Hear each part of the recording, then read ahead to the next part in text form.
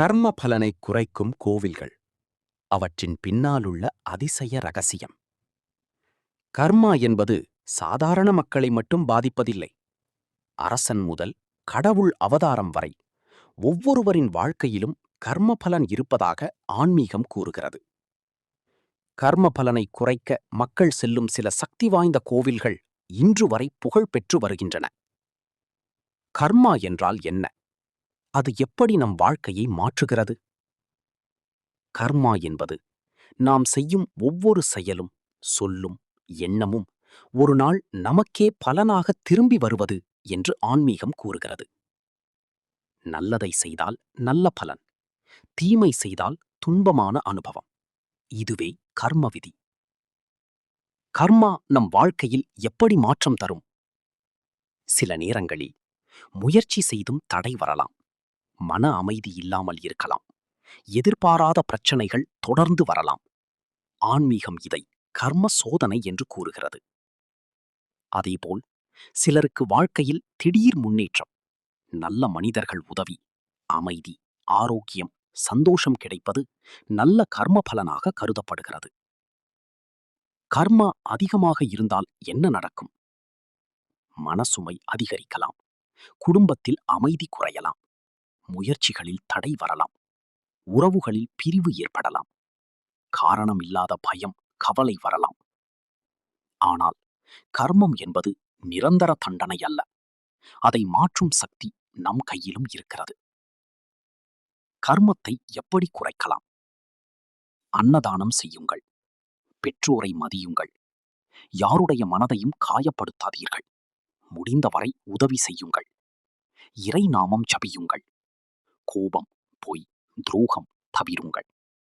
இவை அனைத்தும் நல்ல கர்மத்தை சேர்க்கும் என்று ஆன்மீகம் கூறுகிறது.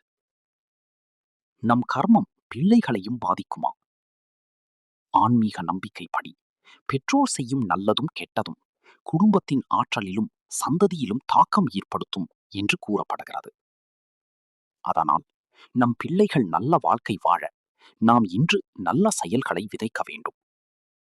முன்ஜென்ம கர்மத்தை இந்த ஜென்மத்திலேயே எப்படி குறைப்பது? பல புனித ஸ்தலங்கள் இதற்காகவே பிரபலமானவை.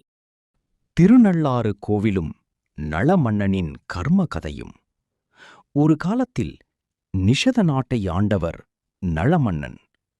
அவர் நீதிமானும் நல்ல மனம் கொண்டவரும் ஆவார். ஆனால் அவரது வாழ்க்கையில் சனி பகவானின் தாக்கம் தொடங்கிய போது அனைத்தும் மாற ஆரம்பித்தது. அரசாட்சியை இழந்தார். செல்வம் மறைந்தது. தனது மனைவி தமயந்தியிடமிருந்தும் பிரிந்தார். ஒரு மன்னன் அனுபவிக்காத அளவுக்கு கஷ்டங்களை சந்தித்தார். இதெல்லாம் அவரது கர்ம பலனும் சனியின் சோதனையும் என்று புராணம் கூறுகிறது. பல வருடங்கள் துன்பத்தில் அலைந்த நளமன்னன் இறுதியில் சிவபெருமானின் அருளை நாடி திருநள்ளாறு வந்தார். அங்கு நலதீர்த்தத்தில் நீராடி தர்பாரண்யேஸ்வரரை மனதார வழிபட்டார்.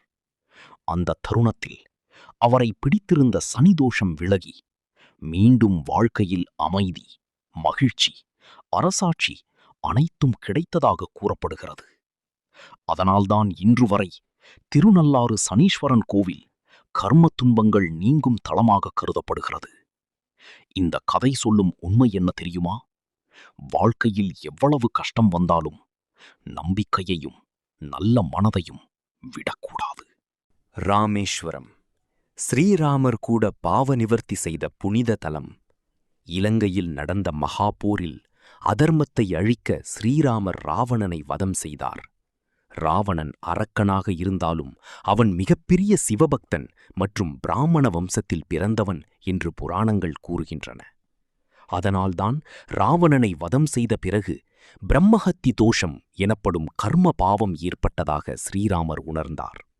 அந்த பாவம் நீங்க சிவபெருமானை வழிபட வேண்டும் என்று முனிவர்கள் கூறினர். அதற்காக ஸ்ரீராமர் ராமேஸ்வரம் வந்து அங்கு சிவலிங்கம் பிரதிஷ்டை செய்து மனதார வழிபட்டார். ஹனுமன் காசியில் இருந்து சிவலிங்கம் கொண்டுவரச் சென்றபோது தாமதமானதால் சீதாதேவி மணலால் சிவலிங்கம் உருவாக்கினாள். அதுவே இன்று வழிபடும் ராமநாத சுவாமி என நம்பப்படுகிறது. பின்னர் ஸ்ரீராமர் 22 தீர்த்தங்களில் நீராடி சிவபெருமானிடம் மன்னிப்பு வேண்டி பழம் நீ பழனி முருகனின் ஞானமும் கர்மத்தை வெல்லும் உண்மையும். ஒருநாள் நாரதர் சிவபெருமானுக்கும் பார்வதி தேவிக்கும் ஒரு தெய்வீக ஞானப்பழம் கொண்டு வந்தார். அந்த பழத்தை யாருக்கு கொடுக்க வேண்டும் என்று சிவபெருமான் யோசித்தபோது முருகனுக்கும் விநாயகருக்கும் ஒரு போட்டி வைத்தார்.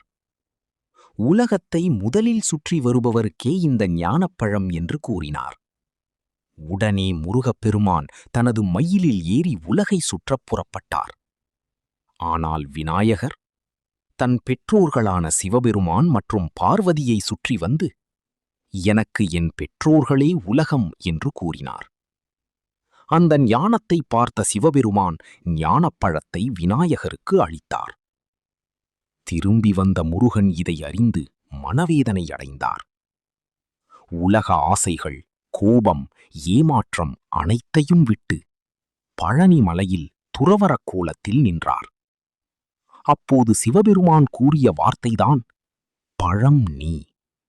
அதாவது, நீயே உண்மையான ஞானப்பழம். இந்த கதை சொல்லும் ஆன்மீக உண்மை என்ன தெரியுமா?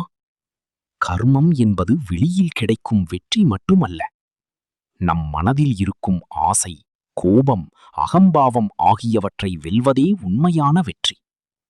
அதனால்தான் பழனி முருகனை வழிபட்டால் மன அமைதி, கர்ம சுமை குறைவு, வாழ்க்கையில் தெளிவு கிடைக்கும் என்று பக்தர்கள் நம்புகின்றனர். ஆசையை வென்ற மனமே கர்மத்தை வெல்லும். திருக்கடையூர் விதியையே மாற்றிய மார்க்கண்டேயனின் பக்தி கதை. பல வருடங்கள் குழந்தையில்லாமல் தவித்த முனிவர் மிருகண்டு மற்றும் அவரது மனைவி சிவபெருமானை மனதார வேண்டினர். அப்போது சிவபெருமான் அவர்களுக்கு ஒரு தேர்வு கொடுத்தார். நீண்ட ஆயுள் கொண்ட அறிவில்லா மகனா அல்லது குறைந்த ஆயுள் கொண்ட ஞானமிகு மகனா? அவர்கள் இருவரும் குறைந்த ஆயுள் இருந்தாலும் நல்ல மகன் வேண்டும் என்று வேண்டினர். அதன்படி பிறந்தவர்தான் மார்க்கண்டேயன். அவர் சிறுவயதிலிருந்தே. ஆனால் ஆன்மீகம் சொல்லும் மிகப்பெரிய ரகசியம் என்ன தெரியுமா? கோவிலுக்குச் செல்வது மட்டுமல்ல, கர்மத்தை குறைப்பது கோவில் மட்டுமல்ல, நாம் வாழும் வாழ்க்கை முறையும்தான். அன்னதானம் செய்யுங்கள், பெற்றோரை மதியுங்கள், யாரையும் ஏமாற்றாதீர்கள், முடிந்தவரை உதவி செய்யுங்கள், இறை நம்பிக்கையுடன் நல்ல மனதோடு வாழுங்கள். மனதை மாற்றுவதுதான் உண்மையான கர்ம நிவர்த்தி. மன்னிக்கும் மனம், உதவும் குணம், அன்பான வார்த்தை, இறைவன் மீதான நம்பிக்கை, இவையே கர்மத்தை மெதுவாக கரைக்கும்.